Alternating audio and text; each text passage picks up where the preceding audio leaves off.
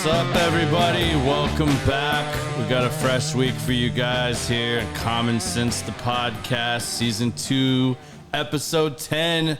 What's up, fellas? How are you doing, Biz? I'm good now that I got all this shit working. Yeah, you good? We ready to rock? It wasn't my fault. Could you please let everybody know it wasn't my fault? For all the haters and everybody that wants to start blasting us, it was the powers that be that kept us from being in here on time, something we refer to as Frakes time. So, we're ready to rock and roll. I got my first friend up here. Right. My good buddy David Fillmore, also known as Spanky. What's up, brother? Thank you, Garrett. Appreciate you. Thanks for having me out. Absolutely, man. I've been looking forward to this one. Me as well. Yeah. I didn't get much sleep last night. I was excited about this. Yeah, that's always a good one, man. I love you did a great that. job. Thank you very much. You work well under pressure. Actually, that's the only way I know how to work. If shit is like really cool, I get nervous.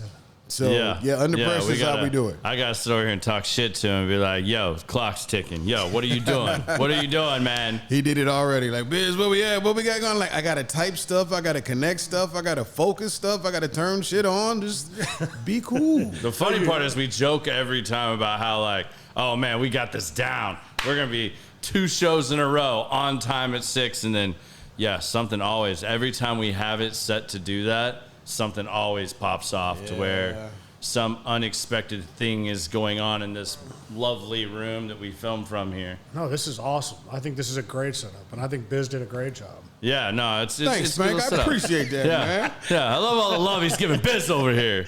No, Garrett, thank you. Thanks for the invite. I'm excited. First, before we get started, I got this thing I want to show. I don't know if we could do this on Facebook Live, but where's the camera at? Hi, Mom. I always got to give a shout out to my mom. Thank you for everything. We love you, Mom. That's a first. I love it. She will watch this on YouTube about 10,000 times, so we're going to get some clicks. That's awesome. from one what do you call that, IP drive alone, just one address is going to give us 1,000 views. So we love her. That's awesome, man. Well, welcome to the show. I'm excited to have you on. You and I go way back. I got to be careful today with you because I know there's a lot I can't talk about. Like, you got more stipulations than some of these damn NFL guys that I got on here with your contracts and stuff. I'm kidding. But, you and I go way back. For those of you that don't know, Spanky is probably one of the foremost guys in his industry, which is car sales in Texas. And he travels all over the U.S. doing stuff related to the car world. But I've bought at least my last 2 or 3 vehicles from you. Yeah, you're a good customer. We like repeat and referral business. So you've sent customers our way as well. I do. So we really appreciate that. I do. I don't refer a lot of people for a lot of things, but something like what you do and the service that you provide. And I have like nightmarish horror stories of car shopping with my old man. Like, my old man was like the guerrilla sales tactics of, I'm coming in, they're never giving me a fair deal, they're trying to screw me over, and I'm just gonna beat them over the head. I'm gonna get angry, storm out, and do the whole acting bit. They're gonna call me before I drive out of the parking lot. They're gonna call me tonight, they're gonna call me tomorrow. And maybe sometime tomorrow, after I've already spent 8 hours in the dealership, the day before, I'll get what I want. We call those emotional buyers, and we like those a lot. We like emotional buyers. Yeah. I learned early in the car business, in my career, that, the key to my success was having repeat and referral business. So I want to thank you again. And we loved guys like your dad. Like, the more of the challenge, the more I enjoyed it, right? Yeah. But everybody has, the car business, the car people in general, the whole reason why I wanted to come on this podcast is because I listened to the podcast that you had with Randy Sullivan, right? And it's funny to me because we have a lot of the same similarities in that we want to put good content out there, right? Like, and to me, I want people to understand that the car business is a good business. Like, I'm blessed to be in this business, and I've learned a lot, made a lot of contacts like you. Like, I mean, and I even met my wife because I'm in the car business. I mean, I met her at an auction. Yeah. You know what I'm saying? So that's awesome. I'm so thankful for everything that I've been in, the road that I've been on. And when I got in the business, 23 years ago, August, I never thought that it would lead me. I mean, I met Shaq. I mean, Shaq bought a car from us at the last store I was at. I mean, that was just cool. I mean, that's super badass. I mean, I get fascinated because we're good friends, and I'll see you on Instagram or Facebook or something, and I'll be like, or I'll go up to get my car serviced, and I'm like, oh shit, it's auction day. That's why Spank's not here. And then I start seeing some posts, and I'm like, yo, what are you looking at today? And then all of a sudden my phone starts blowing up, and he's like, dude, check this out. Like, it reminded me of when I was in high school in the Colony. There's this place, I forget what it's called, a little auction place, like right off Old Business 121. And we'd go up there. If you could drive stick and we're like good at it, you could go drive some of these like beat up jalopies to Ferraris and everything else going there. And they'd pay you, I mean, it was like $10 an hour or something like that, and you just go up there, and we just got to drive cool cars and stuff, like being up there and driving them through while people are bidding on them and all that. So I get fascinated with that. So the auctions, I've taken a few friends out there, and it's the intensity and the speed of how everything goes is just unbelievable. But you're right, like there's one of everything out there. The auction business is fun. That's a completely different game than I was in wholesaling, but I did do that for a while. But you're right.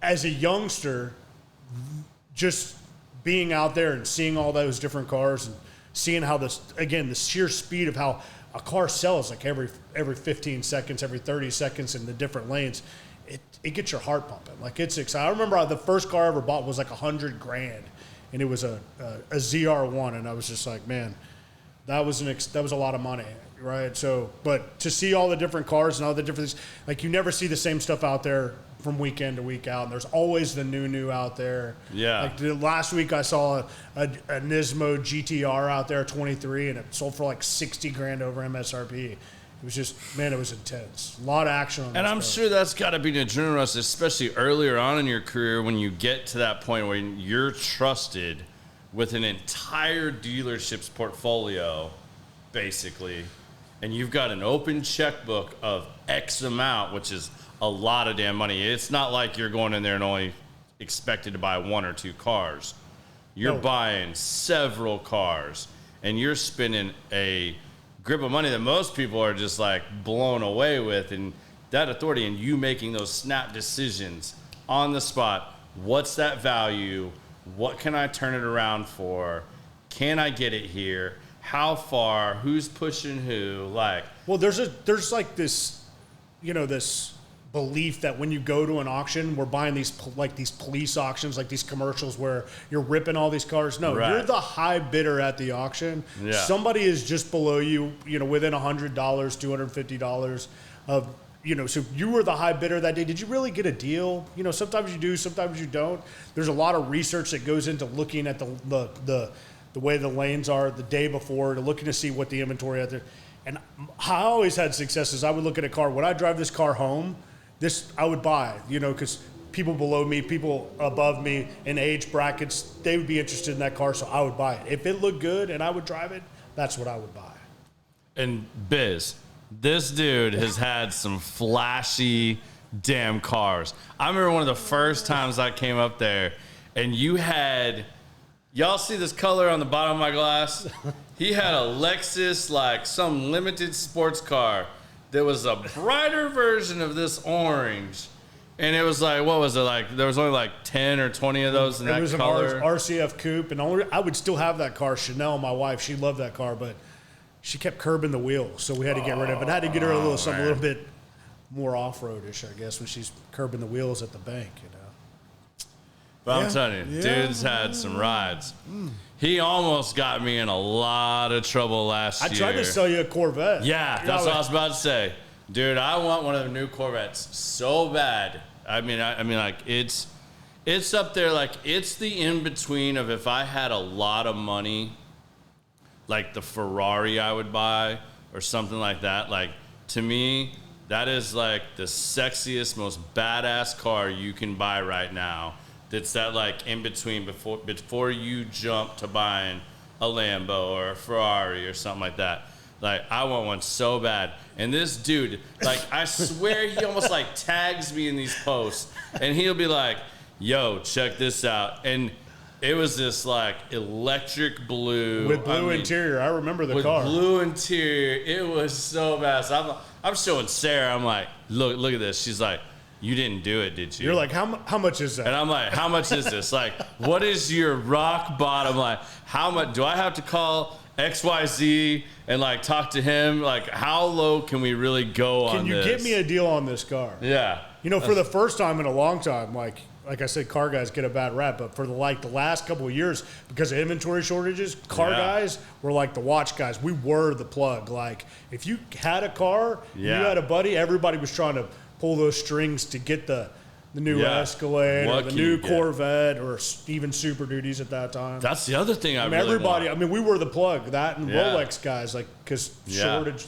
supply and demand. Or gun guys. Or gun guys, for sure. Guns, Rolexes, cars, But yeah, that's the same thing. I thought I was going to, like, I need to get rid of my truck. I've put a lot of money into it, fixing it. It's had a bunch of stuff I've had to do to it. Yeah, you were just telling me some of the pain points you've had with it recently. Dude, it's been ridiculous. So, like, the good news is I know a guy that'll take care of you. Yeah, I know. I'm glad I know a couple of those guys. We have to wait until after a certain date, and we'll talk about that after hours. Yeah. But, like, I can definitely hook you up. Yeah. But then the one that surprised me was I kept seeing all these Escalades when I moved. Well, I didn't realize that I live damn near across the street from a Cadillac dealer. Yeah. And all these guys are filling the cars up at the gas station and everything else. So I started seeing these murdered out black, Cadillacs. And then I saw the V-Series Escalade. And I was like, this is insane. And I was like, I went up there and started talking to the dude. And I'm like, oh, whoa. I didn't realize that's what you charge for these things. He's like, go on. Way over $100,000 for that thing. Yeah. I was like, all right, Like well, I might as well get the Corvette. What? $200,000 for the for the new V-Series. V-Series Escalade. MSRP is like 150, but they're selling for 50 to 75 over. Yeah, but it's 689 horsepower in an Escalade. So I don't even know if Gary knew this. I sold cars for 6 years. I hood and trunk for a long time. I started at an old people's dealership selling Buicks. And Buicks, that was the easiest job because everybody bought a car before noon because they had to take a nap. Right. They all was there at the dealership 8 o'clock, either to get it serviced or to trade it in. They were I sold a car to Warren Buffett. 2 cars, actually. But I ended my career with Ford. Selling with Ford, and then I got in the radio and blah, blah, blah. But yeah, hood and trunk, and I did it for a long time. Wesley, I got your seniors for you, buddy. And Kelly, we don't all make money like you. I mean, I know you can go buy classic cars and get them all restored. Buddy. My boy Kelly over here, he goes and he's like, he'll send me pictures. He's like, hey, found you the perfect Chevelle or Nova or Camaro. And he's like, it's only this. You're going to put $50,000 into it minimum or XYZ, or I just refurbished this one, I'll sell it to you for XYZ. And I'm like, ugh. I hate you because, like, the one car I wish I still had was my 70 Chevelle I had in high school when I moved to Texas. So Chanel wants a GTO, and I love classic cars, have a love-hate relationship with them, but, like, for real, I've never really been able to make any money off of them. I always... They're money pits. Oh, my gosh. And you have like a boat. Bring out another 1,000, right? Yeah, it's like my favorite boat name. One of my dad's buddies had this boat, this like 30-foot boat up north. We was up there. I always thought if I ever buy a boat, I'm totally stealing his boat name.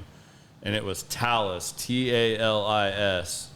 And I said, what does Talis mean? And like, how did you come with his name? He said, takes a lot of income, son.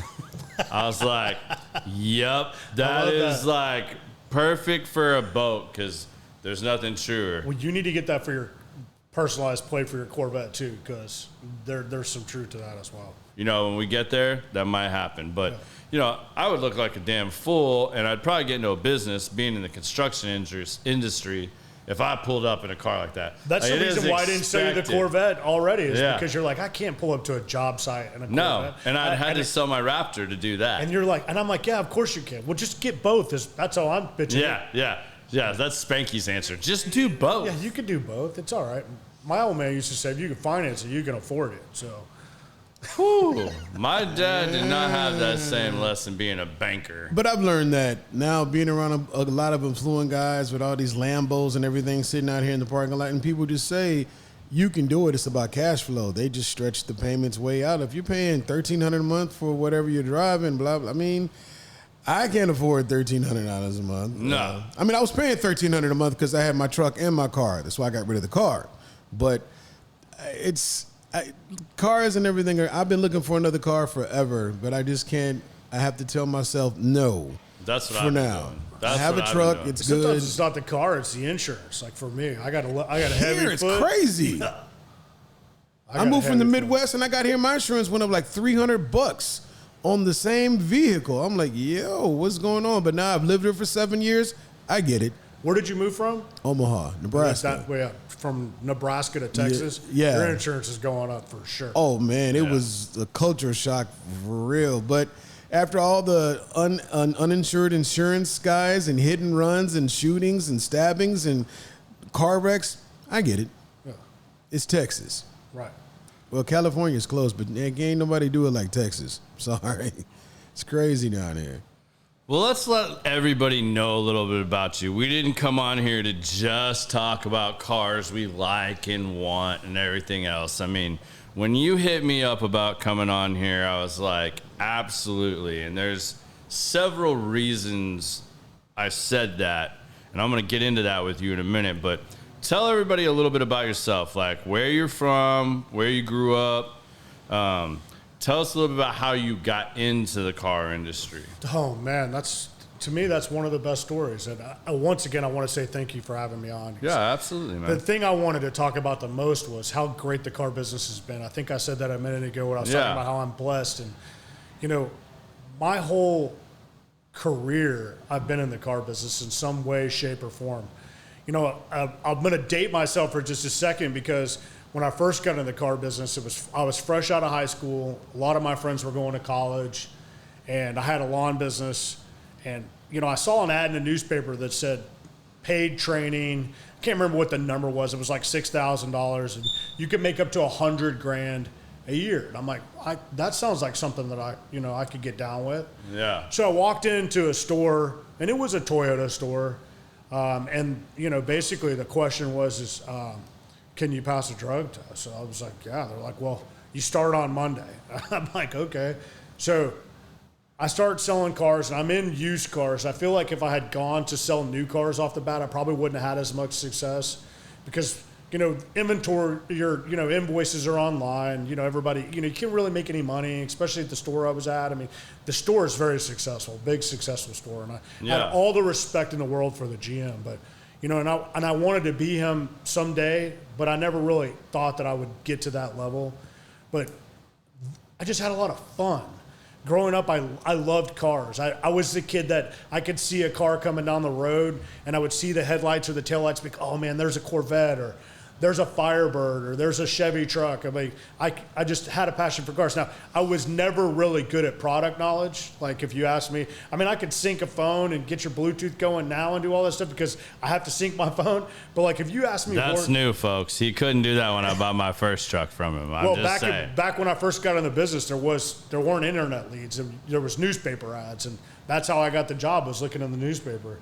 So things have changed and progressed, and everything's gotten busier and crazier, but the fun hasn't changed. I mean, the people you meet, the salespeople that come into your life, a lot of them, because you spend so much time with them, like I spend more time with the guys I worked with, spend more time with them than I did my family. So in a sense, they become my family. Yeah. So that's where part of the things that I took out of that made me feel special was being around these guys.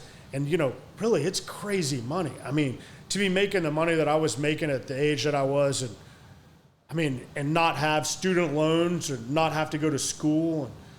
And, it was just, that's how I got into the car business. Now, how I stayed in it for a long time, just right place, right time, knowing the right people, getting opportunities, and just, maximizing those opportunities to where it led me to where I am today. I mean, I've had a lot of success, but it's because of the situations that I've been in as well. That's awesome, man. So that right there is where I'll start this with, because those are the reasons why when you were like super enthusiastic and excited about it, and you're like, if you ever have a slot that I can come on, I'd love to do this. First of all, that's awesome. I love the fact that we're getting to a point that people are asking to come on the show now and want to be a part of this and what we've created. So thank you for that, because that was very humbling for me. But when I watch you over the years, your people that work on your teams absolutely love you. Yeah. I mean, like, some of these guys are older than you, some of them are younger than you. They respect you, they look up to you, and you do treat them like family. So your leadership skills and stuff like that's one of the things I really want to hit on, as well as just you've gotten through the opportunities you've had and the positions you put yourself in to go through some really amazing training. I'm going to let you talk about that to whatever degree you can, because I don't want to say things that would be out of line right. with certain people. But you've gotten to experience some very high-end leadership training and stuff like that, and it really shows in your people. And I think there's a lot to be learned from that, because you treat every one of them like they were your kid or, your best friend. And then that gets put out as well to the customer coming in and seeing this, because the interactions are the same, because that's how you treat them. That's how you've managed them. So maybe you can speak a little bit to that and your thoughts on the leadership skills there, of how you've always looked at that and the things that have proven to be the most beneficial to you. For the most part, I want to treat people the way that I wanted to be treated. I remembered what it was like to be a new salesperson. I remember some of the struggles I had and some of the things, and believe it or not, the reason why I had success is because somebody believed in me. So right. I want people to know that I believe in them. Like, if I always ask people to set a goal, and then then I try to get them to increase that. I mean, one of the guys that I worked for, a very successful guy that we both know very well. Yeah. He believed in me.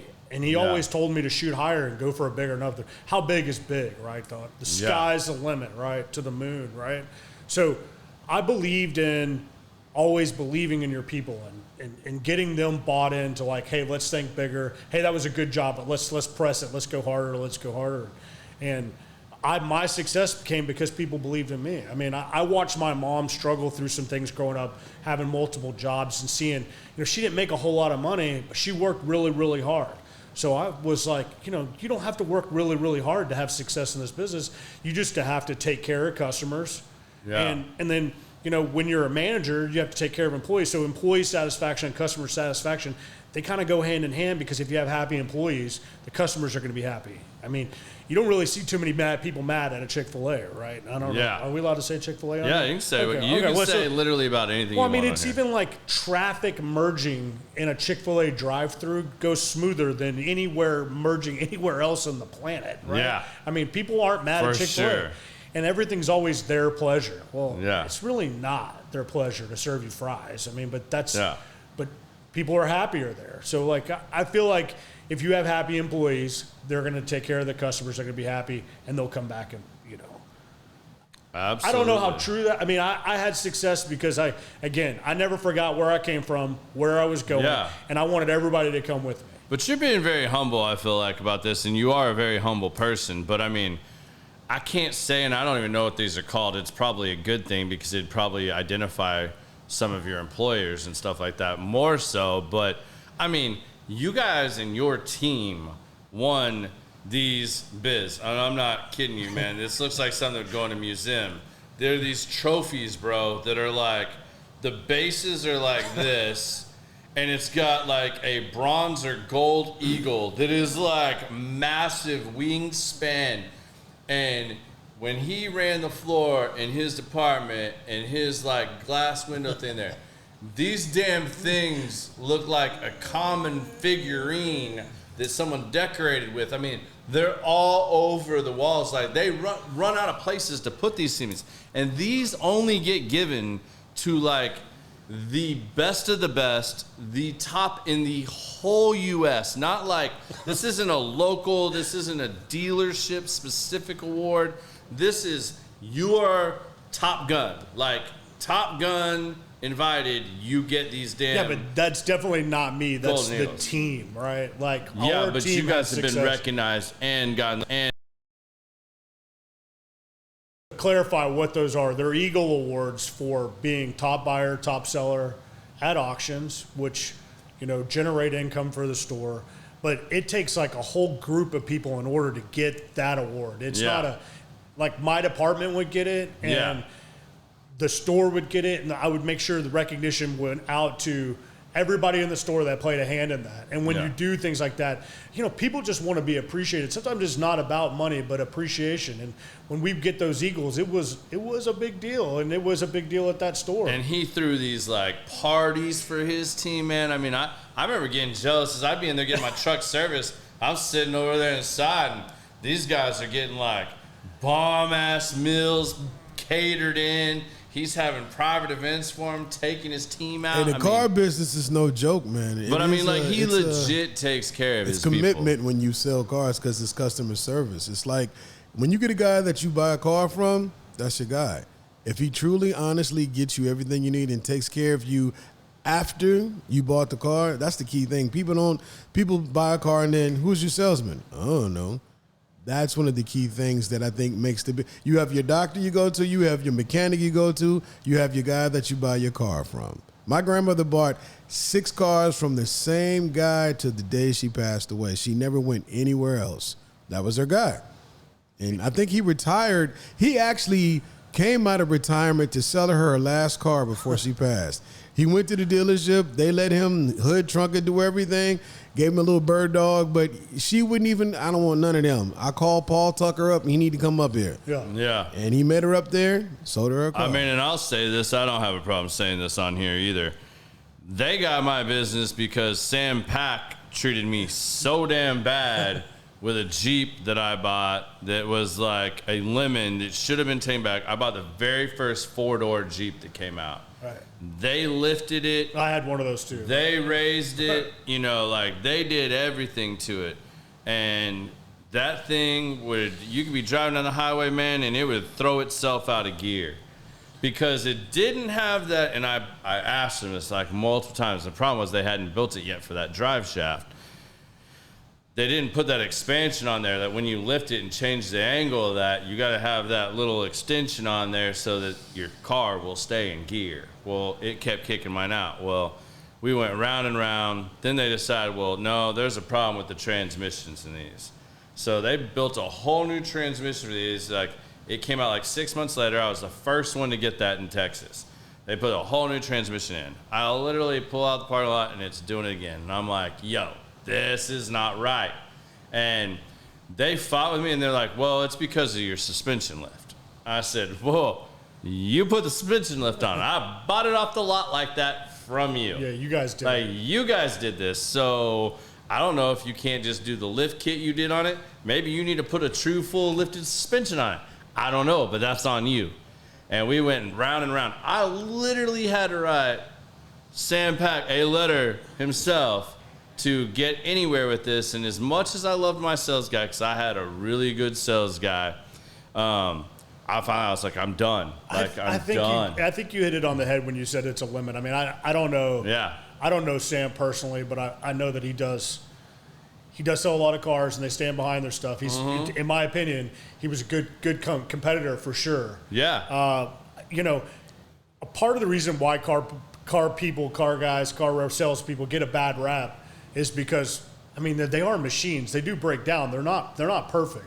Right. I remember I had this sales guy named Curtis. He would tell me, they made these things in Detroit, not in heaven, right? I mean, there's some truth to that. And if you don't maintain them properly, right? Yeah. Like, we sell warranties. Sometimes like stuff's covered, sometimes stuff's not covered. But at the end of the day, we want to still try to take care of the customer. And I think that one thing that if there was one thing I would say I had some success with was when I had a heat case customer, I wanted to deal with that customer and try to come up with a resolution. Not just say, here's your option, but give them options, right? And then not avoid them, but like run to the situation and try to extinguish the fire instead of throwing fuel on the fire. So, Absolutely. I mean, again, How you handle it. Right, it's how you handle things and how you handle customers, and that's why you came back. I mean, I've eaten or taken care of a situation that because I know that they're going to come back later on, and it's just you want to keep those customers in the pipeline all the time. Absolutely. So how do you look at sales and training some of these guys, because you have trained some of the top sales guys, at least in Texas, if not multiple states, but how do you look at that, and what's your approach on sales? I think it's a case-by-case basis all the time with each salesperson, because everybody, you train them differently. They all have different hot buttons. So the reality is you want them all to be successful. I mean, my success became because I wanted to make sure you got a paycheck. I knew what it was like to not get a paycheck. So what are we going to do today to try to generate income for you so you can pay your bills at the end of the month? Because guess what? On the first, rent's due, right? It doesn't matter who you are. And my success became from, again, I was in their shoes, so I knew when I saw something that I would improve on or change, you stop what you're doing, hit the brakes. Okay, hey, look, you did good, but you could have done better, and this is how we could have done it. So stop the momentum and get them to think, like, not so much like me all the time, but like think of the big picture. Like, where are we going? You're not just trying to sell 10 cars this month. You're trying to sell 15, and if you're at 15, we're trying to get you to get to 20. So think bigger, but also correct people as they're going and coach as they're going. Because if you hit it at the end of the month and you're like, well, at your end of the month and they didn't hit their goal, then you go back, well, you could have done this. Well, you need to be tracking it throughout the month. Like, have a goal and then stay on top of it through the month, not wait till the end and say, oh, what happened, right? So always be motivating them and keeping them going and constantly having meetings, but constantly coaching. Always be coaching. So are you a big, like, daily scheduler of your time and tasks and goals, or do you break it down more on a daily basis, a weekly basis, a monthly, yearly, or all of the above? I think you got to do all of it. I mean, I would tell salespeople, hey, our contest for the salesman of the year, you got to hit this number to even be talked about, even being in the conversation. So what's that breakdown to? Well, how many of them do I have to sell this month? How many of them do you have to sell a week? Ultimately, it's about everybody making a certain amount of money and getting paid. I mean, there's a stigma. I mean, everything we do in this country is for a profit, right? So, like, sell cars, you make money, you have fun, you hang out with the guys, and make it beats working in the sun all day long, right? Doing construction jobs. I mean, I always liked. Whoa, easy! Don't be knocking my construction. I'm not knocking. I apologize. I'm just saying it's easier. I'm not saying the money's better. Yeah. I mean, I know people who build houses, build apartment complexes. They make a lot more money than car guys. Right. I don't know that they have as much fun.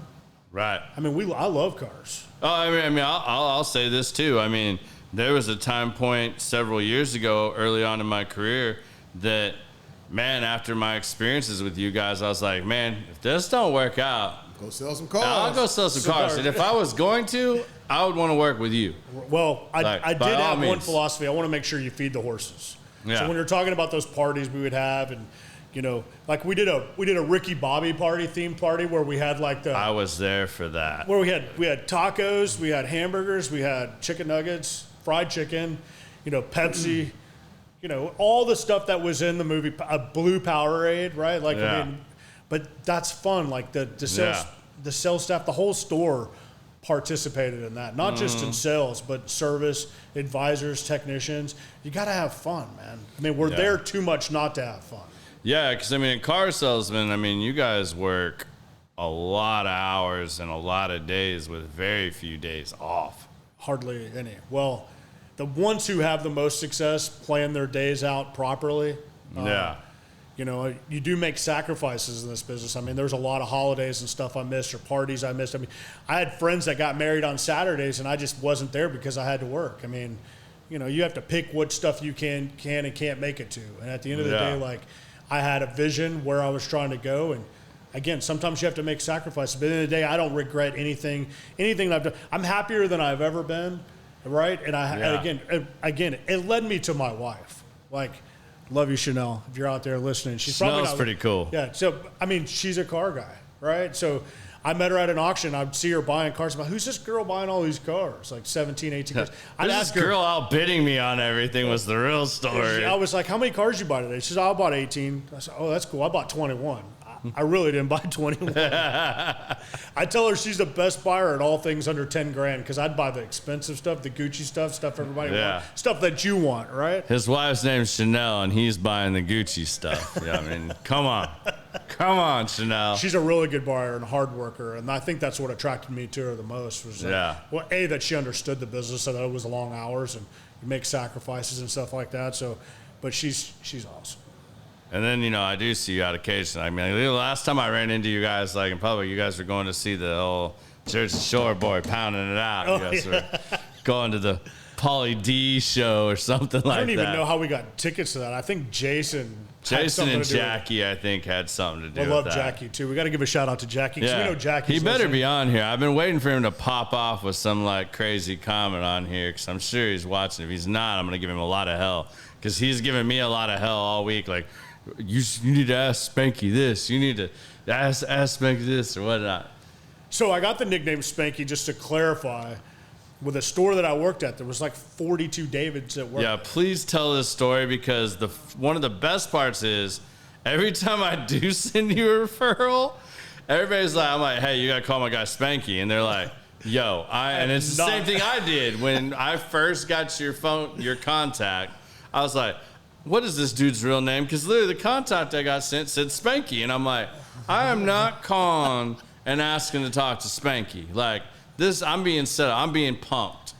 And everybody that I do, because you're saved in my phone, is Spanky.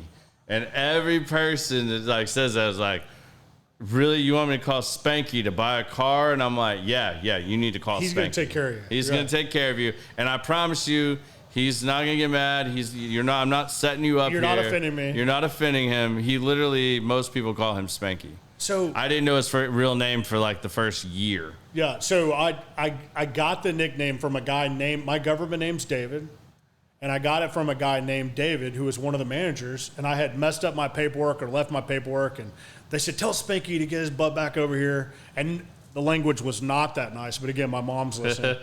Tell Spanky to get his butt back over here and pick up his paperwork. He left it over here, and it just stuck from there.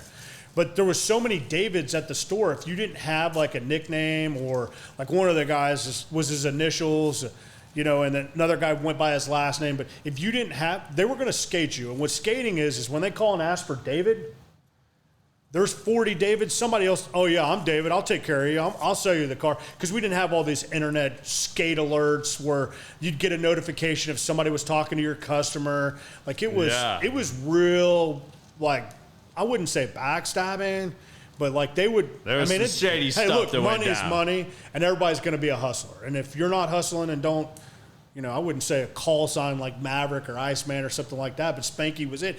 And Spanky's cool until you, like, introduce yourself to a lady, like an older lady. She grabs your hand, she won't let go. She says, so tell me why they call you Spanky, right? Like, and like winks at you. So I don't know. It worked for me for a long time. I mean, up until recently, I've gone by it. I still go by it. It doesn't offend me. I love it. It's an icebreaker, right? Because people, again, when you say Spanky, it smells. But my hair sticks up in the back like alfalfa, and that's really the little rascal there. But I look chubby like the real Spanky, the character. So that's awesome. The story behind that. Again, I had some success with it because people come in and ask for Spanky. There's like 9 million Jakes. Not everybody's going to raise their hand and be like, I'm Spanky. Yeah, they want to deal with Spanky's customers. They're here to see Spanky. Now, when they say, hey, I'm here to see Spanky, somebody knows it's a car deal, and they're following them into my office so they can get the deal. Like, they want to take care of Gary because they know it's going to be a done deal. That is an absolute true story because I remember after the first car I bought from you, and I'd come in, because I'd always, if I was getting service, whatever, I always came and said hello. We shot the shit, hung out for a little bit. But it's funny, if I got there earlier, I beat you in there, because you'd been pulling an all-nighter, been doing whatever up there, you know, working late, or you were at the auction, or, you know, just weren't there yet. And then they'd be like, hey, can I help you? And I'm like, no, I'm here to see Spanky. And instantly they're like, oh, well, he should be here in, you know, a few minutes. Can we get you some coffee? I get you some coffee? Or, right. you know, you want something from the cafe? You know, let me hang out stuff. here with you till he gets here. Yeah, I mean, can I show you any? Were you meeting with him to see anything specific? Oh, no, I was just stopping by. I'm just a good friend, you know. Like, yeah, they thought there was going to be a car. They were on it. They were ready to go. You know, I think that has to do with training too. I mean, when you're training people, you want people to know, like, hey, the referral, we need to take care of our referrals because they'll send more referrals.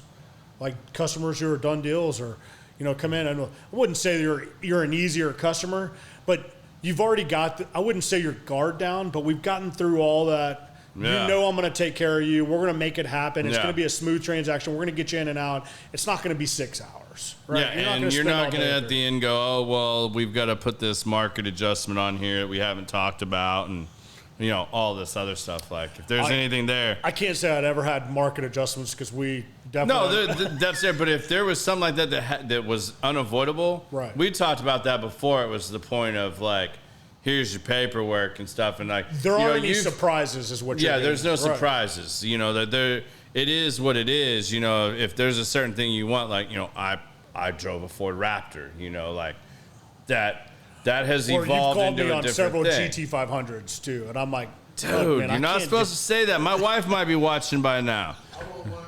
Yeah, no, yeah, we can't deal on those. Yeah, right. Yeah, exactly. Like you're like, there is no deal on that. Like you're like, but in fairness, there was a deal because you called me back 3 months later and you're like, hey man, do you still want that GT500? Because I have a collector or a guy that's bringing one in on a trade.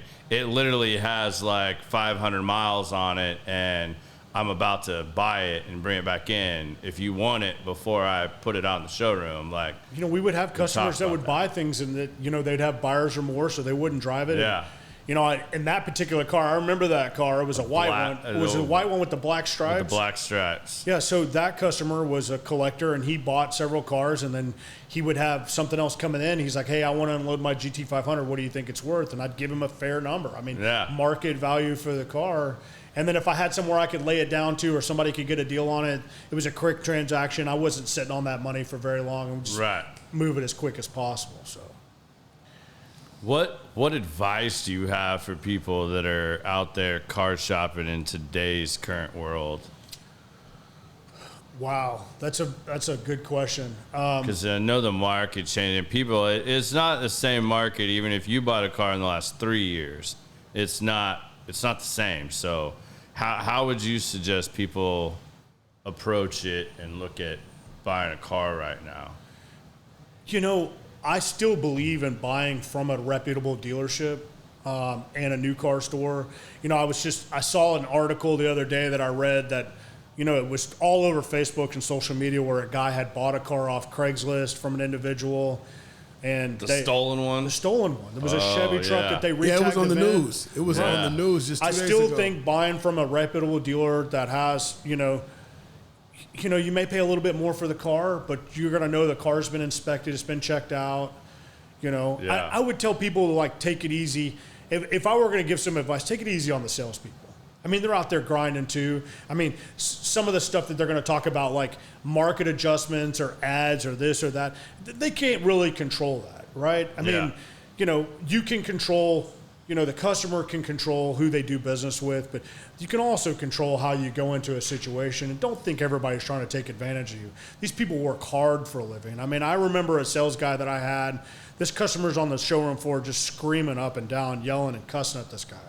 And I agreed to sell him the car, but only if he would apologize to the sales rep because he was being disrespectful. And the guy's going to make $100 for selling a car, and you're cussing him out and saying stuff about his mother and stuff. And, like, I don't need a car deal that bad. I'm going to let you disrespect a guy that I'm going to work with for a long time. Yeah. Right? So, you know, advice, you know, I don't really have a whole lot of advice except for, you know, buying from a reputable dealer that you've done business with, or a referral, or somebody like, you know, if you're going to send me a customer, I'm going to take care of them.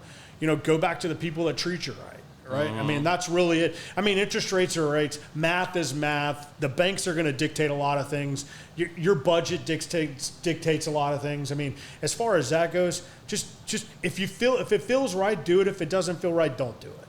Yeah. I mean, I don't know how else to say it. I mean, there's all these people that are going to try to pull one on you. I don't know that, that I don't believe in that. I believe that, people always say, well, did I get a good deal? Are you happy with the payment? Do you love the car? I mean, you're the one making the payment. You're the one paying the insurance on it. So if you love it and it feels right, then it feels right. I mean, it's a good deal is all relative to what you can afford and what is in your budget. And if you like the car, I mean, I think people who get bad deals, really they got a bad deal because their interest rate's high. Yeah. What do you think about leases versus buying a car? I think, a lease, sometimes it makes sense, sometimes it doesn't. I've had people that have bought a lease and they've been buried because, their job changed and they put a lot of miles on the car. I mean, cars are depreciating assets, right? Mm-hmm. If you put a lot of miles on a car, right, you're going to lose money on it. It is what it is. I mean, you can have the best credit in the world and have 0% interest and put a lot of miles on a car. You're going to lose money on it. Very few of them go up in value. I mean, some exotics you can drive somewhat for free. You still got to pay for interest and insurance. But like the everyday car that you just buy off the lot, especially right now, if there's market adjustments, you're going to be upside down. Unless you put big money down or you had a trade. Yeah. Yeah. What, man, I feel like you haven't even got to like really we haven't had share a much. drink Like, yeah, you're so zoned in over here. I know I got to sometimes slow everybody down because, I mean, you don't even got to enjoy this awesome cigar you picked. Like, and thank you. This guy, like, he brought me cigars and a gift on the show to be when he came on the show. And like I was like, man, I've already got you cigars. Like, don't worry about it. But what I did get you was what I love is he got the Patoro Terra Blanche. Oh yeah, which is definitely an excellent cigar. Winner. That is something I smoke very regularly, keep at my house and here in my locker. So there's a Toro XO here as well, which if you haven't had that, that is like the Ferrari of that. I love that. So yeah, that's one I'm looking forward to getting to hear about. So what are some of your other hobbies? Like what do you like to do when you're not David Spanky selling cars and into cars? What are some of the things that people might not know about you? Man, that that's you're an excellent into? question. I like to fish. Fishing, right on. And I like spending time with my friends and family. I like to hunt. Recently, I went on a goose hunt. That was one of the craziest things I've ever done. I mean, Where'd y'all go? We went to Biggers, Arkansas. Well, it was a pretty neat deal because it was an old school. Like the city had gone bankrupt and they turned this old school into a hunting lodge. And it was one of the most unique experiences in that I will never stay in the hunting lodge again. In fact, when I got there, one of the guys was like, hey, go check out the bathroom. And I was like, disgusting. And I'm not like super bougie. I mean, I did marry a girl named Chanel, but the bathroom was just good. Like I have some standards. Like there's some things. Like I'm a big guy. Certain level of cleanliness. I consider myself a part-time air circulation specialist, so I have to have AC or a fan going, and I have to have cleanliness. I would rather have slept on the ground outside than in this place. But the hunt was amazing. The birds get within 15 feet of you. And you're just like, bop, bop, bop. I mean, it was just unbelievable amount of fun. And I was with some of my really good friends, and there were car guys that just happened to be off for the weekend too. And we'd been talking about doing it for a couple of years, and we finally got a chance to do it. So, hunting, fishing, those are my hobbies. And then, what do you like to collect? I know you're a big collector. So I love guns. I collect guns. I don't want to talk about that right now because you get me in trouble. I don't want to get you in trouble. You're not going to get me. You already threw a couple out there on me, so I figure I'll throw a couple back out there. I feel like that's a bear trap, and I'm going to get in trouble, and I'm going to, my wife's not going to talk to me for a while. But I love collecting guns, super rare guns that other people can't find. And Jordans, I guess, would be my other. I'm a huge shoe guy. I'm getting back into that. I've gotten the itch, and I've had to start buying some shoes. I wouldn't say I grew up crazy poor, but I did grow up with I had to work mow yards to buy the stuff that I wanted. Same thing. And Jordans, even when we were a kid, were like $140. Right. And like everybody had them. And I remember my mom. I had British Knights. I was just going to tell you that. Yeah. My mom took me to Mervyn's and bought me a pair of British Knights that were the Derek Colemans. And I'm walking to school and I'm pitching everybody out. These are the greatest shoes. Man, Jordan's nothing. I got British Knights, baby. And they were like trash money records. I mean, they weren't a bad shoe, but they weren't the greatest shoe. They weren't as cool as the Jordans. But they did a hell of a job trying to look like some Jordans. They did, and I told everybody they were cooler than Jordans, and they just weren't. So now that I can buy Jordans, I buy them in groups of 3. And so, like, when they come in one box, Chanel doesn't see them all. But, again, that's another bear trap. But I do like me some Jordans. Has them delivered to the store. Yeah, I've had stuff delivered to the store. I normally do all my buying around my birthday or her birthday or Christmas, so I can say, hey, don't open those packages. Could be something for you. Really? Yeah. It's Exactly. Yeah. So she's like, what happened to that package I was looking for? Don't see it anyway. You know they got a photogenic memory, man. Be careful. You can only use that so many times. Trust me, I know. I also got it down where, like, I'll hang out with my friend Gus. Yeah. I need to meet Gus. I see you posting with Gus all the time. So he's like, he's one of my best friends, and he's like family. He's a guy I worked with for a long time, for 6 years, but I've known him longer than that. I've known him probably 12 years. But he's one of those guys I go to the gun store, and he's down like I am to buy a new gun. So I'll buy a gun, he'll buy a gun, he'll buy me a gun, I'll buy him a gun, and that way when she asks, did you buy a gun? I'm like, no, Gus bought me this. Technically, Gus did buy this. I just happened to buy him one that's identical to it. So I just told all my secrets all in one time. Well, good thing I don't see Chanel on here right now, so you should be safe. She'll watch it later. She goes and watches it. You'd be in trouble. From, back to the car deal, when I talk about motivation, believing in people and giving them opportunities, I feel like that's what was given to me, and that's what I want to put out there.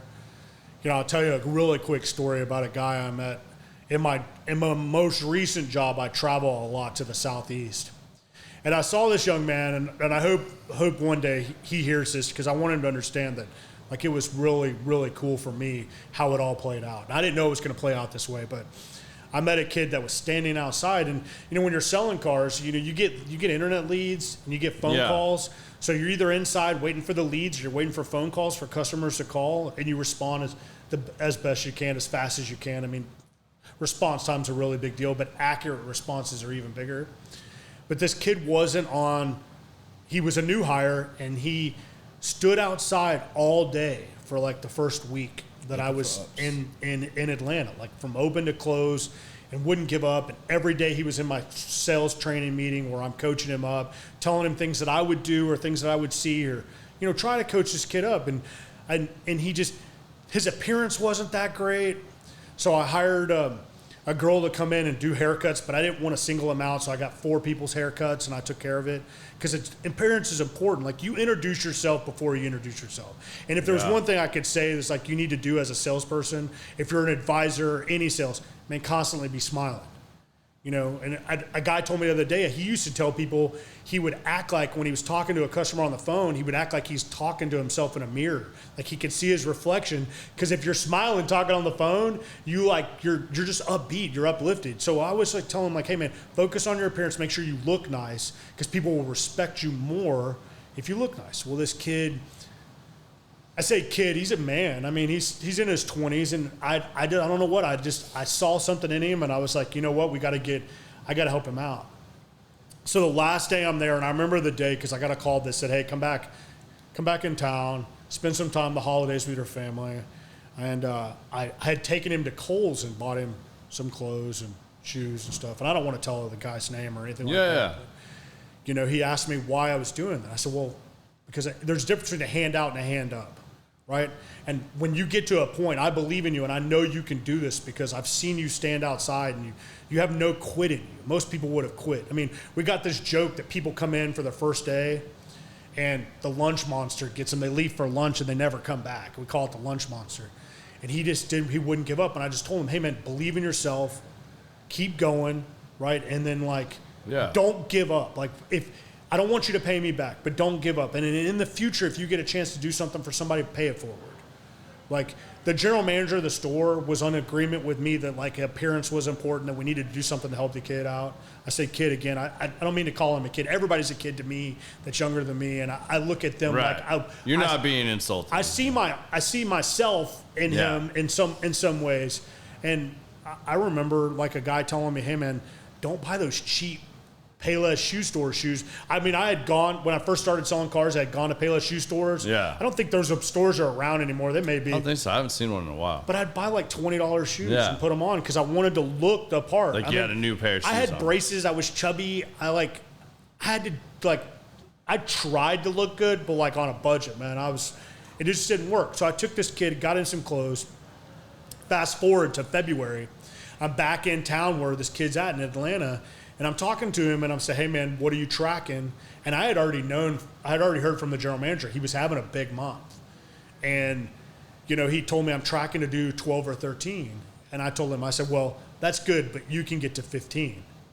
February 28th, he texted me. He said, "You were right. I got to 16 and a half." And he made a lot of money. I mean, he made $8,000, $8,000, and he's a young salesperson. I said, "That's great. Yeah. What are you going to do with that money? Because it's not how much you make, it's how much you save. So put some of that money back for a rainy day because you don't know what next month will bring." And he thanked me. And he's like, but more importantly, he said, "You were right." I said, "I'm not right. I believed in you. You were right. You knew you could get there. You believed in yourself to get there. And you pressed harder than I thought." I just told him he could get to 15. Yeah. 16 and a half. And currently right now, he's one of the top salespeople at the store. So that's awesome. I don't say that because I want a pat on the back because I did anything, because somebody did that to me, but that's what it takes to be a really good, in my opinion, not a boss, but a leader, is believing in people and pushing them to believe in themselves and go for a bigger number. Again, my boss, leader, friend believed in me and gave me an opportunity and put these people's trust in my hands. And when you sell a car at a store like I was at, 34 people get fed off that car.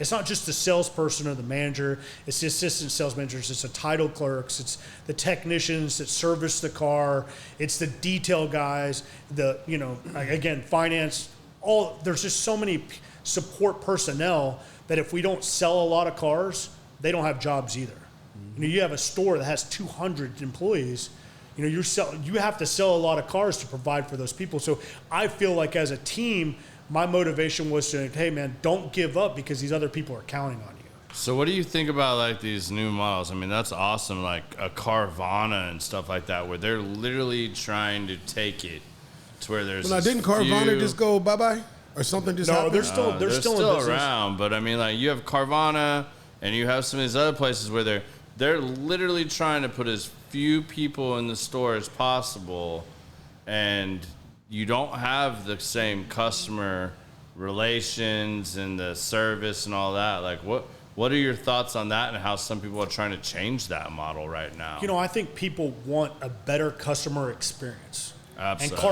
And Carvana is trying to do that. And COVID kind of helped them.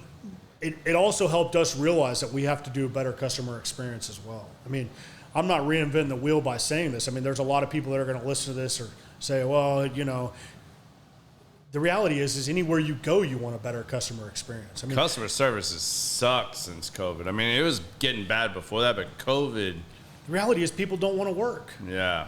I mean, it's hard to say that, and it's in some cases it's made us lazy, because when there's supply and demand issues, people are like, well, if you don't buy it, somebody else will. And I'm not saying that that's a bad tactic. I mean, during COVID, we made a lot of money. A lot of people made a lot of money. I mean, I had a buddy of mine that was in the lumber business. He made more money, selling lumber than we did in the car business. It's just supply and demand, and transportation, logistics, fuel prices go up. I mean, I was at a convenience store the other day. I was buying a Celsius drink, and I look down and I see a candy bar. It's $2.09. It's crazy. Yeah, it's crazy. For a Snickers, it's $2.09, and if you buy two of them, they got a 2 for special. But I'm still like $3.50 for 2 candy bars. Used to be 99 cents. A car wash at the gas station now, because of the new laser technology and everything else that's happening now. You could go. I mean, I can't because my truck's too damn wide to go through it, but a normal person with a normal vehicle going through a car wash, they used to be $5.99, $7.99, and then like the super premium one was like $9.99. Those have all gone up now. Like that's just the drive-through at the gas station. It's now $9.99 is the base model, $12.99 and $15.99 just to like get the gas station. Even the subscriptions. I know at the one just right over here, it was $35, and then I went down the street because I like this one a little bit better. That's right here. Same service center. It's $60 a month now. For a car wash. For a car wash, it's unlimited, blah, blah, blah. But it used to be $35, and if you have 2 cars, they take it down. Now he's like $60 per car. I was like, damn, what soap is that much now? But it's just the cost of everything has gone up. It's not even that. It's just the labor rates have gone up so much. And we tell people, people think that it's not a real deal, but like when you're paying people, I mean, think about what I say Chick-fil-A a couple different times because I love their business model. They take care of customers, but they pay their employees, right?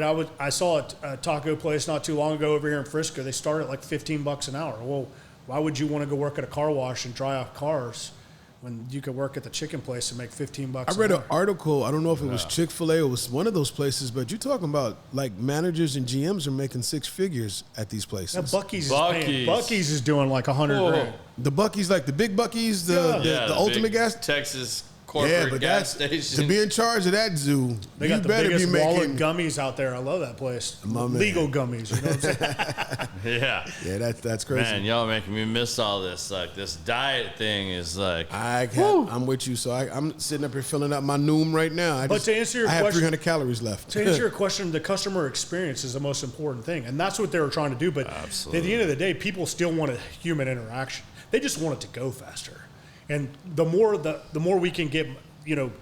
The faster we can get people in and out of the store, the happier they are. We found that out as well. So getting a lot of the stuff done before they get there is something that a lot of stores, there wasn't just our store, but a lot of stores, they just don't want to spend 6 hours on a Saturday. That was my biggest complaint. The last car I bought, I ended up missing my son's final football game because I was buying a car. And they literally drug it out for 5 hours, and I'm not saying all car dealerships, and I worked at a car dealership, but once I got to F&I, it should have been done. I had to check and everything, let's go, and they literally, I pulled up to the game, I said, hey, look at my new car, and my wife literally flipped me off and drove off, because the game was over. And she was like, and she hated my Toyota. She hated that car for like a year, just because I went in, the game was at 2 o'clock, I went to the dealership at 10, I didn't get there till almost 3. And I picked out the car I wanted within the first 20 minutes.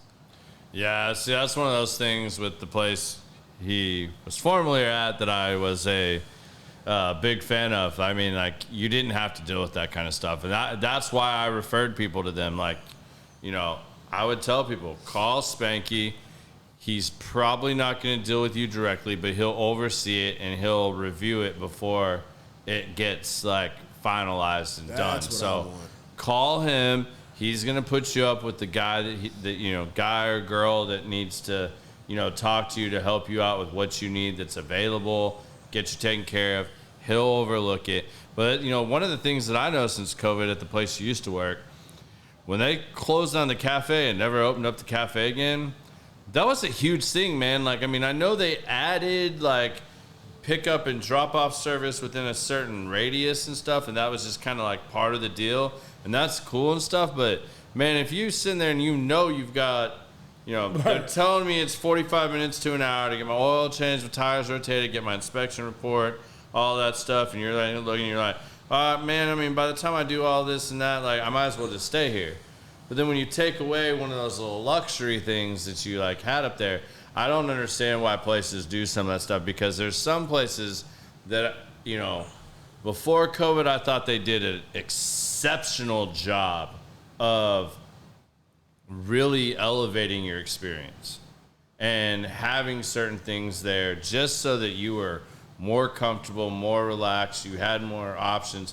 Even if it wasn't free, buy your breakfast. Maybe you were already running late. You had to get out early to get that 7 o'clock appointment, to drive there. Because, I used to drive there from 380 and 423, you live over there, so you know what my drive was. I'd get that first appointment. I go there. Well, all right, man, I might cut short breakfast. All right, I'll eat a bigger lunch, whatever. But then I get there and it's like, all right, I've got an hour and a half. He says an hour, but then they're going to offer to wash my truck and it really needs washed. So I might as well stay here. And it's like, well, shit. I mean, yeah, I've got free Wi-Fi. I can sit here and knock out some work. I can take some calls. But man, having that little cafe there and being able to do that, like, that was a huge plus. And you know what? That was a luxury we had at that store, and there were some people that liked it. And when we didn't bring it back, you know, ultimately it's just a staffing issue. Yeah, I mean, I get it. You can't afford to staff people to work there, and the schedules, and you know, you're dealing with, you know, I wouldn't say what it boiled down to was staffing. It wasn't that we didn't want to do it for customers, because we did have some not so good feedback about not opening it back up. And you know, ultimately, you know, you're working there and you want something to eat, you can't get out of the store, you go by there and grab a snack. I mean, it worked out great for even you guys. Right. Yeah, I mean, it was a big bonus for, I mean, not just us, technicians, advisors, you know, accounting personnel. And it was great food, like for a little like mini restaurant. It's great if you're there every once in a while, but when you're there every day, right, you get a little tired of the paninis, you know what I'm saying? Yeah.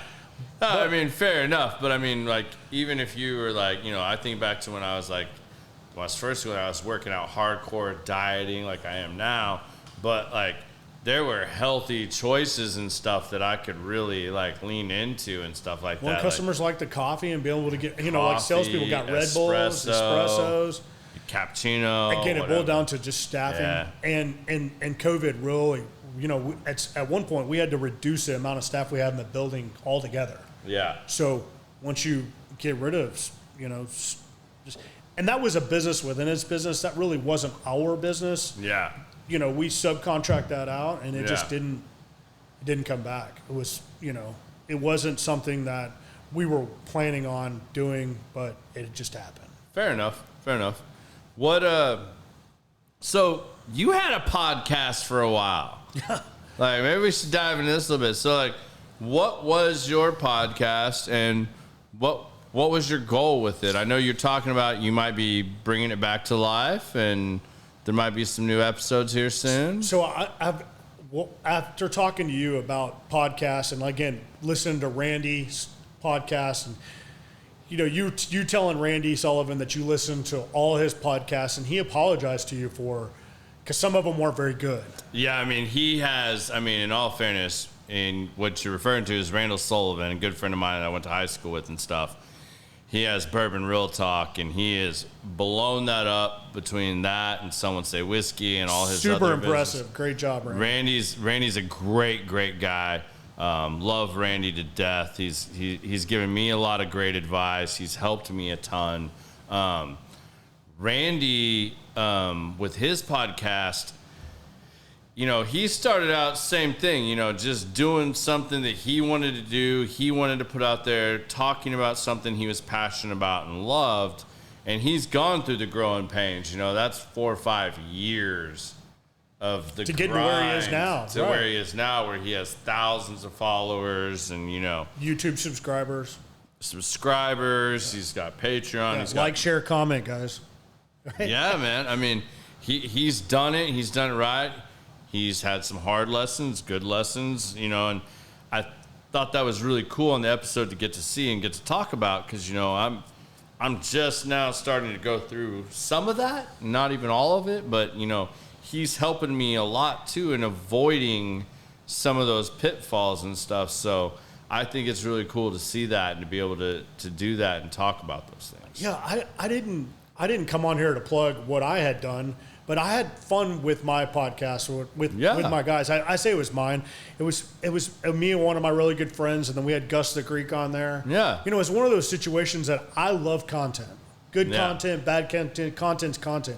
The reality is I feel like people will relate to some of the stories that I have or stuff that I've been through. Absolutely. And even if it's not car business, like, the customer experience, you can use that in any business. It's insurance. Yeah, it's the relatableness of the story and the pitfalls, and seeing somebody they set a goal or an objective and they go after that, they pursue it, and the journey of going through that, getting there, and where it ends up.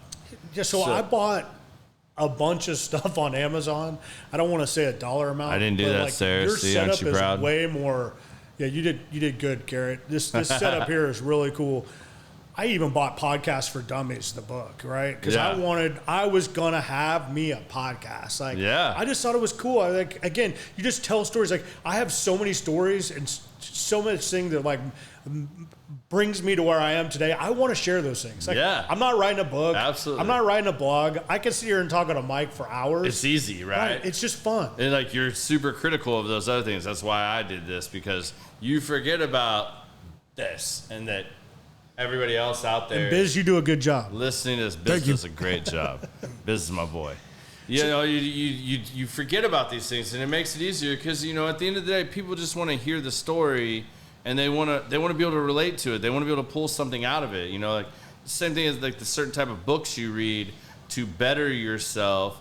If you can capture those stories and tell them, you know, a lot of people have a lot of time in their car or on a treadmill or walking their dog or whatever, and that's how they unwind. They want to listen to that. They want to hear a voice tell them and listen to that and then relate to it and be able to pull and extract things from that. So that's what I think is really cool, and that's what I mean, I'm totally, we talked about this earlier, but encouraging you to get back on that and do that, because there's tremendous value in that, I think, in sharing those stories, because everybody has that, and it's just what you can relate to or not relate to that helps you through those times, and to be able to see that, you know, it's like having somebody believe in you, like you said earlier, where if you're able to tell that story, and it might not be your proudest moment, it might be XYZ, or it might be, you know, this time that you really went through a struggle. Well, guess what? Somebody else is having that struggle. Someone else has had that. Someone else is going through that. So to be able to talk about that and put that out there and maybe give them some other insight. I mean, you brought up Randy. I'll bring it up again. Randy came in here and we had a great podcast. Absolutely loved it. Had a great time with him. And then Randy, Biz, and I sat in here for probably another hour and a half after the show. And I asked Randy questions based on things he had said or, you know, questions I had that we didn't get to on the show. And man, he dropped so much knowledge on me and made me question literally like damn near everything. And like even if you wanted to do it. I was just sitting here, not to that extent of like, not if I want to do it, but I was like, damn, am I doing this all wrong? Like, wait, am I not valuing this enough? Should I do this? Should I not do this? Can I ask this already? Like, have I earned the ability to do that? And Randy's like, yo, I told people from the get, like, I didn't have sponsors for XYZ. It was all out of my pocket. It's something I was passionate about, something I was doing. I told him to get is X amount of dollars. You want to be my sponsor? You want to be one of the two? Because I'm going to let more than two of you do this. Yeah. This is my value. Like, I don't give a shit what the viewers and subscribers say right now, but you want to take up this much time. I have this much invested. I have this going on, and you just want to jump in here on this? Like, you have to value that to a certain degree and believe in that and feel strong in that. And I mean, he made me question a lot of that stuff, and I was sitting here going, I mean, Biz had to like give me a little pickup, you know, and like talk to me for a minute, because it was like, I was like, Goose, I need you, Goose, help me out. It was just a reality check that was needed for everybody. And like I said, if somebody makes a blueprint, you have to look at it, study it, and follow it. And when you're finding your own way at first, you think you're doing it right, but you have your own pitfalls, your ups, your downs, and all that. But that's just even what made us kind of even fine-tuning what this podcast is about. It's your journey to where you came from to where you are, and just how did you use your common sense to get there. And that's what I'm talking about right now. It's like the stuff that I went through, I want people to say, hey, this is what it takes to have some success. Yeah. And really, a lot of times it's team success. Yeah. Like, I always give credit to my team, because I know I couldn't sell 200, 300 cars by myself.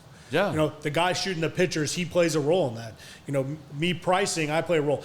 Gus buying the cars plays a role. My manager's working the deals. But there's so many people that are involved with selling the cars. But like the roadmap to get there, the blueprint, it's similar in every business, right? Yeah. You have a goal. How are we going to get to it? Let's work together, accomplish that goal. At the end of the day, the only goal is to make sure you get paid.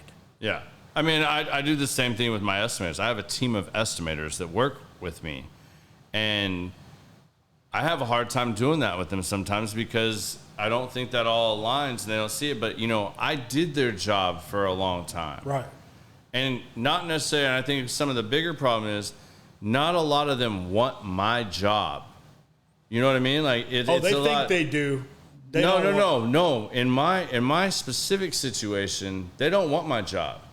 They want to continue to be estimators, and they want to stay in that lane. They want to be recognized, and they want to like really move up in the estimating world. But not many of them actually want my job. Like they don't actually want to sell. Like the sales part, they're not as interested in. Right. And that makes it more of a challenge for me a lot of times because I can't do what I do without them. I mean, like, they are my right-hand man. You know, like, I've got 3 of them. And I appreciate them. They work so hard, and they do a great job.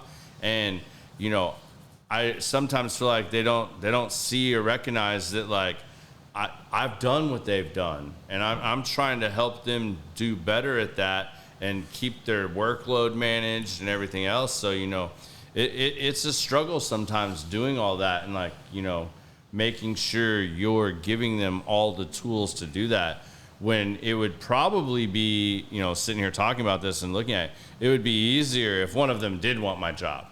You know what I mean? Because I mean, I can show you the steps. Like, I can help you on that path, but helping them just get better at what they do specifically and being more productive, whatever, that's a lot harder. Well, sometimes you got to get uncomfortable to have some success. Yeah, for sure. Right, like, and I talk about sacrifices, and, you know, it's in every business where, you know, if you have an entrepreneurial spirit, you're going to go get what you feel like is yours. Like, you know your worth and add tax. I mean, you know, it's one of those deals that when you're in the grind. I remember when I was young in the car business, I didn't always have the best paychecks on a Friday.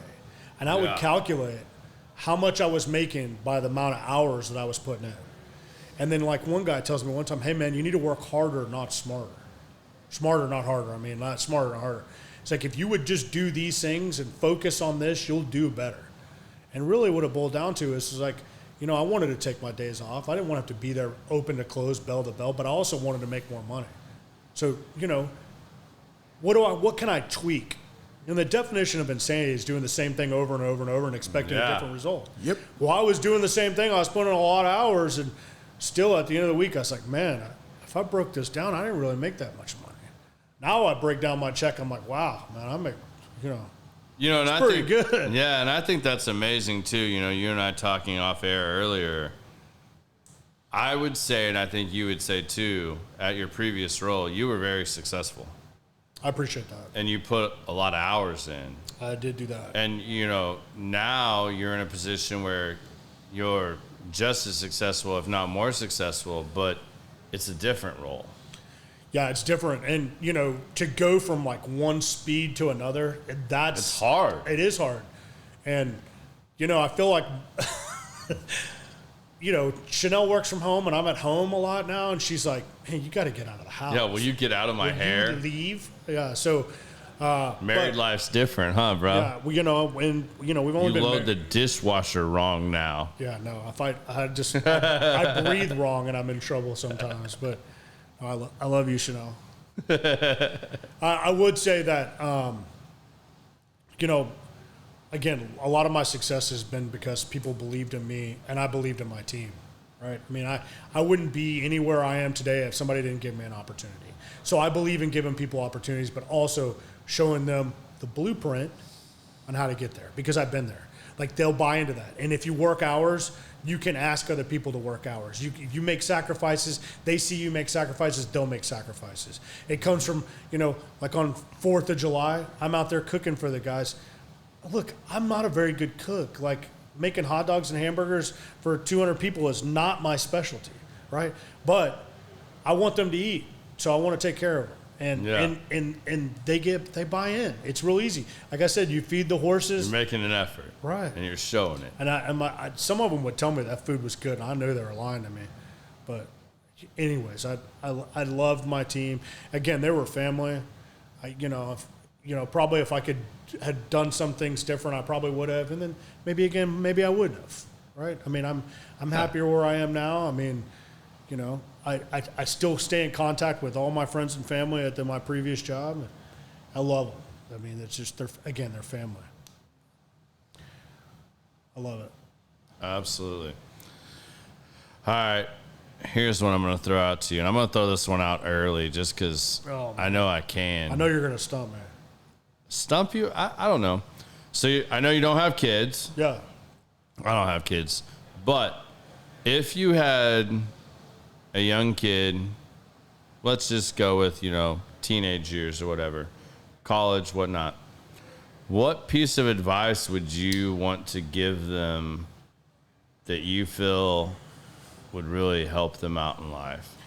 I think the biggest problem that we have in this country, and I say this country because it's a problem. Mm-hmm. We don't talk about credit. We don't talk about the importance of credit, managing money, and bank accounts. They talk about, credit can affect your life for a long time. I mean, I messed up my credit at a young age. It took me a long time to get it to where I could buy things. I got, $100,000 Bronco, right? I'm not bragging. I'm just saying, I never thought that A, the vehicles would be that much money. Yeah. Or C, that I would be able to buy one. Yeah, you look at a Bronco or a Raptor. Even a Raptor. Right. They're $90,000. The first one I bought brand new, no miles on it, 2013 for $62,000. Yeah, it's a lot of money. And that was a lot of money. But then my second one I bought with I don't know, what did it have? 6,000 miles on it? No miles. 6,000 so miles on it. And it was 2017. And I bought it for $67,000.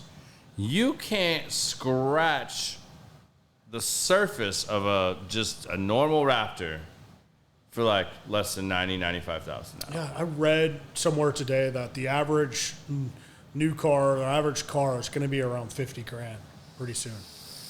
And it just seems crazy because I remember cars, $7,000, $8,000, $9,000, under $10,000. Kia when they first came out. Yeah, I was about to say. You buy a $7,000 Kia. Hyundai. When I was in high school, Hyundais were new. Warranty. Yeah, new Corolla started $21,000, $22,000 for a Corolla.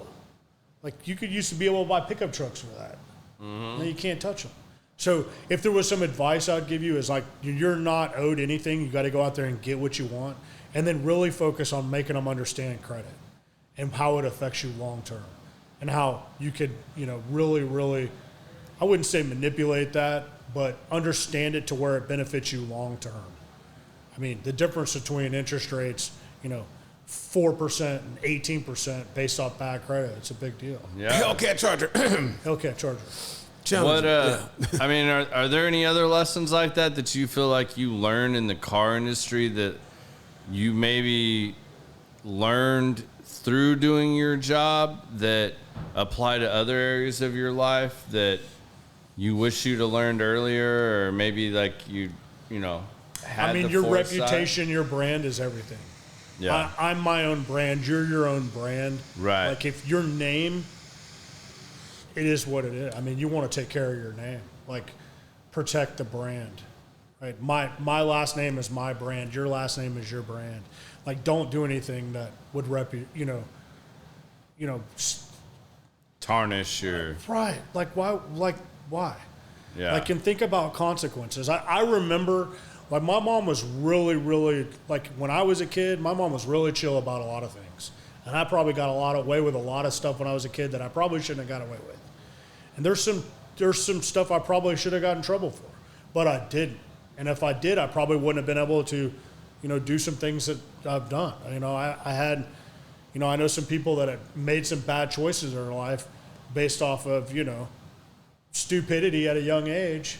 And it ruined their brand, who they are. They can't get jobs. I don't think that. I think education is important. I think knowledge is even more important. I think content and data surpass the price of oil these days. I think good content, good data, your brand. One of our 5 rules at the company I work for now is protect the brand. And that's not just for the stores. That's your brand. Like if you tarnish that, there's no going back. Like it's out there. Yeah. Especially with like social media. I mean, you think it's about all on there. We didn't have that. I mean, MySpace entered the world and it changed. Let's think about Michael Jordan for a second. Yeah. Michael Jordan's the best athlete of all time, in my opinion. And it's my opinion.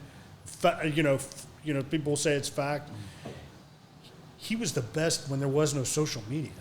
He's the GOAT, greatest of all time. I got a question for you. Okay. Kobe or LeBron, who's better?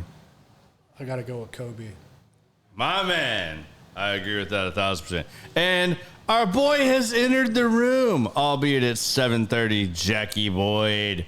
What's up, homie? I saw you get a big smile on your face. Yeah, I looked down and saw it. I was like, oh, he's finally in. He must have got done, like, washing the dishes or something, you know. Jackie's back. You know, when you talk about Jordan, you talk about Kobe. Those guys were super, super intense. And, you know, one of the things like Jordan and Kobe, you know, one of their philosophies was people would save up money to go to a game, so they wanted to play every night. People were like, they were coming to see Kobe. They were coming to see Jordan. They would do whatever they could to Kobe be on the played. Yeah, I can't. And he wasn't the most liked guy on the team. No, neither was Jordan. I mean, people. You hear them talk about him like he wasn't the greatest guy, but he motivated them to. As a Mavs fan, I mean, I hated Kobe. Yeah. I mean, I hated Kobe. I was like, I don't want to play the Mamba. You can't be a real Mavs fan and love Kobe, but you got to love his work. No, but I love what Kobe was about. I love what he stood for. The Mamba. I mean, the dude was. He was feared. And he was on another level. And he put in the work to be on another level. I'm glad we're in agreement on that because there's some people who just don't agree with that. Oh, dude, I get in so many arguments up here with guys about that. I think. Oh, we get in some heated ones up here. You want to get in a heated argument out here in the lounge? Bring up Kobe and LeBron. Like, it is, I don't know, probably 60% Kobe and 40% LeBron. But that 40% LeBron, they will give you the business about it. And it's like, to me, I mean, LeBron had to change. You know, Michael Jordan changed the game. Right. From the get. Like, he changed the game.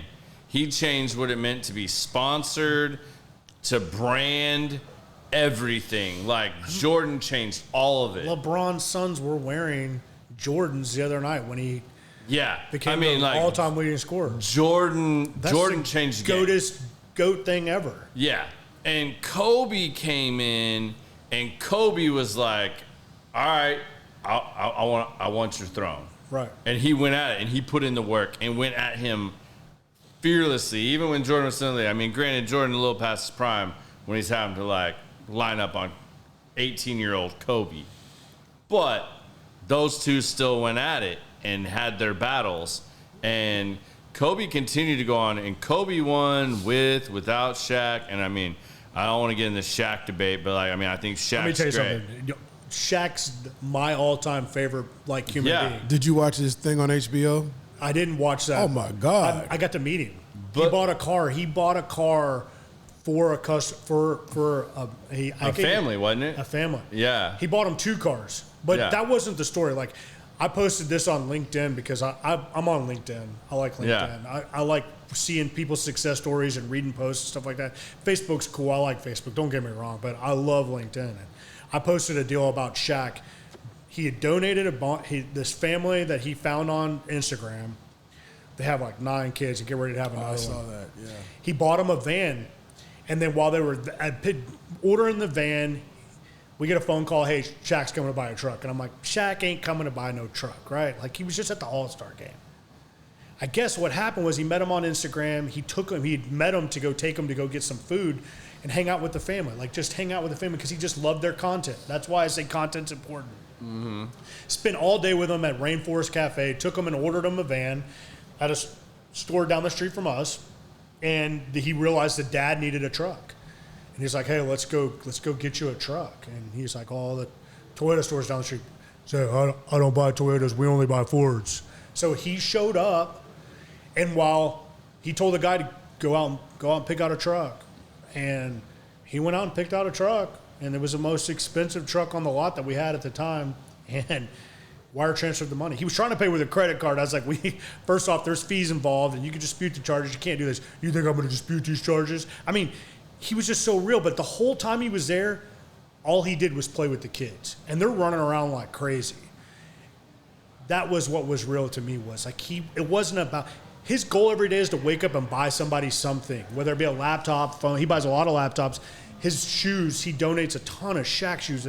I think there's more Shaq shoes that have been sold than Jordans, believe it or not. But the Jordan shoes are a more profitable brand. Yeah. But he wanted shoes that people could afford. Yeah. So he bought him a van, bought him a truck, spent hours and hours. Like what he makes per hour, I mean, who knows what he makes per hour? Yeah. But he spent a ton of time just playing with those kids. And it was just so real.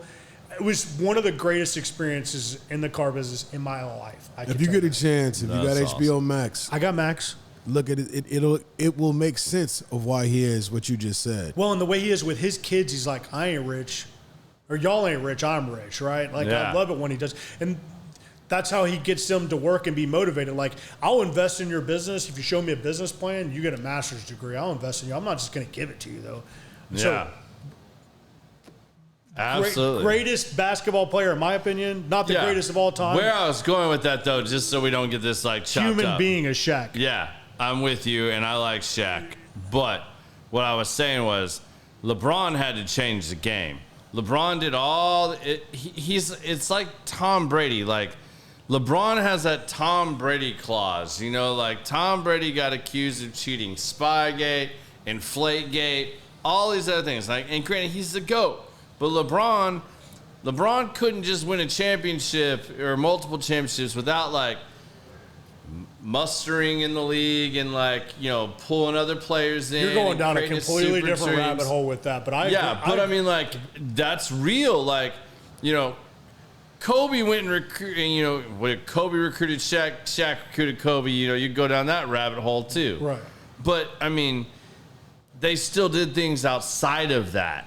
Like, LeBron has to have all this around him. LeBron didn't just go win 6 championships in Cleveland and stay a Cavalier his whole life.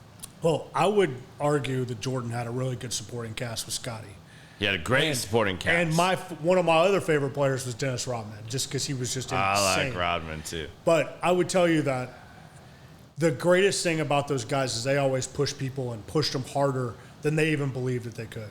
And when Michael said, hey, this is what we're doing, that's what they were. There was no argument about it.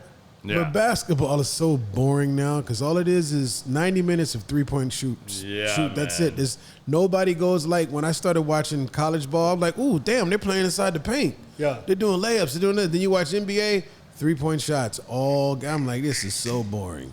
Yeah. Like it's just a different game. And from college has even gotten to the everything point that will it's not as change. fun. I mean, how many people are really vested in still watching March Madness? I mean, like, the numbers are dying. Like, I didn't watch a game this year. I didn't either. See? I mean, that's what I'm saying. Like, I caught some glimpses of it when I was out at Right. dinner or something Well, like being that. But from I wasn't- Nebraska, I watched the Creighton game, and I thought they were going to get all the way down. That's because it's hometown. basketball's getting like baseball because they've changed the game so much. They don't let it be what it should be. They've made all these rules. They've changed the game so much. It's like watching baseball.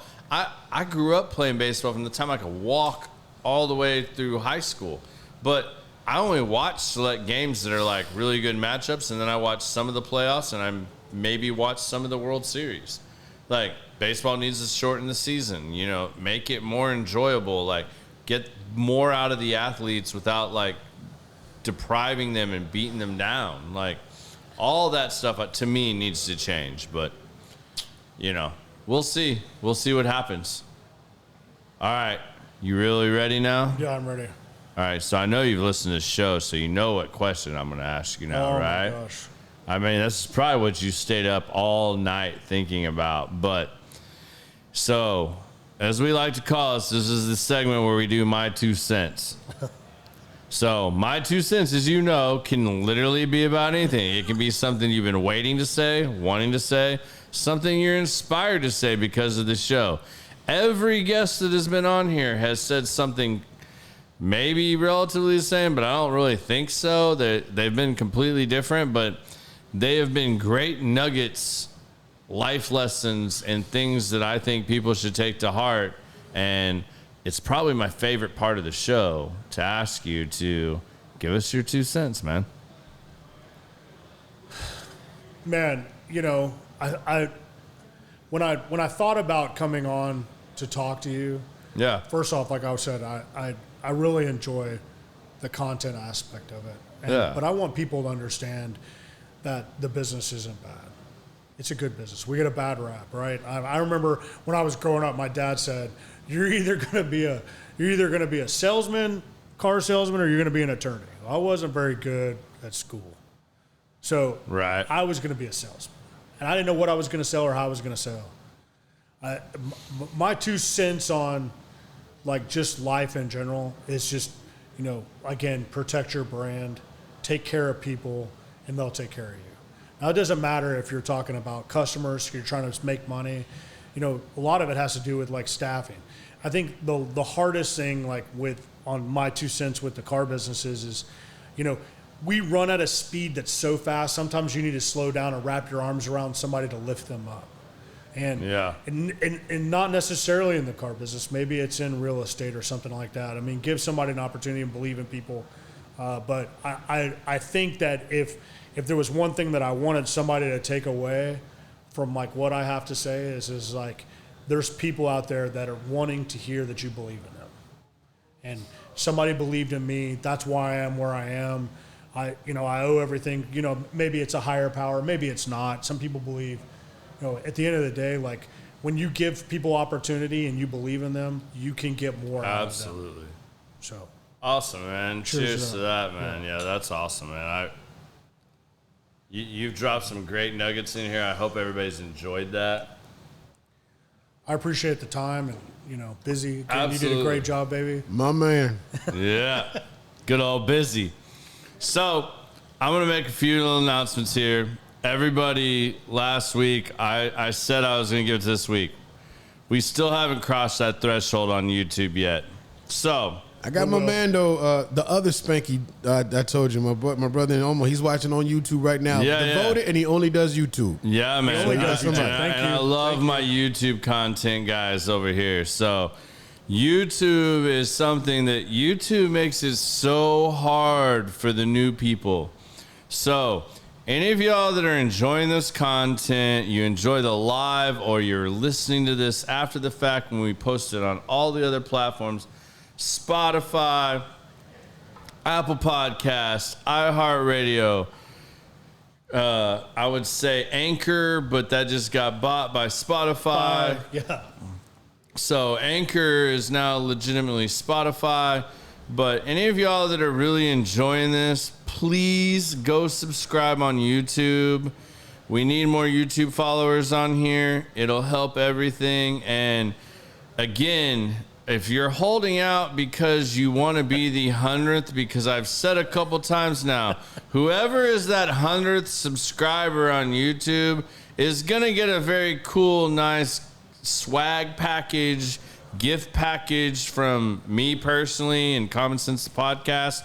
I'm going to do something cool with you. The website is going to be done here in April sometime. I'm not going to put a date out yet just because I don't know exactly. But with the website, it's going to come some new merchandise. We're going to have some t-shirts, some hats, some cool stuff for you guys with the Common Sense stuff on it. Please share, like, follow, subscribe. But if you can go on that YouTube and give us a subscribe, a like, a share, I would greatly, greatly appreciate it. We have something very big coming up soon. I'm not going to give a lot of details out on this because it's still in the works. There's a very big meeting happening. Very exciting. Very exciting. Good yeah, for you. man. I'm excited thank for you. You and I will talk more about this off the air, but I'm going to be starting a second podcast. As much as it's going to probably make Biz pull his hair out and turn a little more gray, I'm going to try to get him to catch up with me on the gray. Yeah, working on it. You're helping it exceed quite a bit. I'm trying, bro. I'm trying. So I'm going to be, for those of you that don't know, from my late teens through my early 20s, I was heavily involved in the music industry with a lot of my friends' bands. I have a passion for music, especially raw, live, uncut, unfiltered, that, you know, sitting with the band in an intimate setting where they're recording or they're, you know, just jamming out and you get to be a part of that. We're going to bring that to a podcast. So there's a podcast coming up, and I'm going to, you know, it'll be separate from this. It'll be something that feeds into this. It'll be something that also has its whole own entity tied with live music, artists, Q&A. It'll be subscriptions. You guys can come in. We're going to be sitting down with some really big bands and talking the talk, and they're going to be putting some live content out there for you. So hope you guys are into that. I hope it's something you guys will jump in and follow and participate with. I think it's going to be something that really brings some nostalgia back for a lot of people. That's all I'm going to say about it at this time, but that's exciting. Coming, man. Like we're going to do something cool with that. Raw and unscripted, just like this. Yeah, man, it's going to be raw. It's a raw. first-class operation, man. This is great. Oh, man, thank you. I really, truly, deeply appreciate that because we work really hard to put on something good share, for and everybody. Follow. Yeah, please. Thank you. And until next week we have Alicia coming on here. That's all I'm going to say right now. I'm going to post some stuff about that later in the week, and Alicia will be on here next week, and we're going to roll, have a good time. She'll be the first female guest, so we're going to rock and roll. So until next week, y'all have a great time. Hope you guys enjoy your time with your friends and family, and we'll talk to you soon.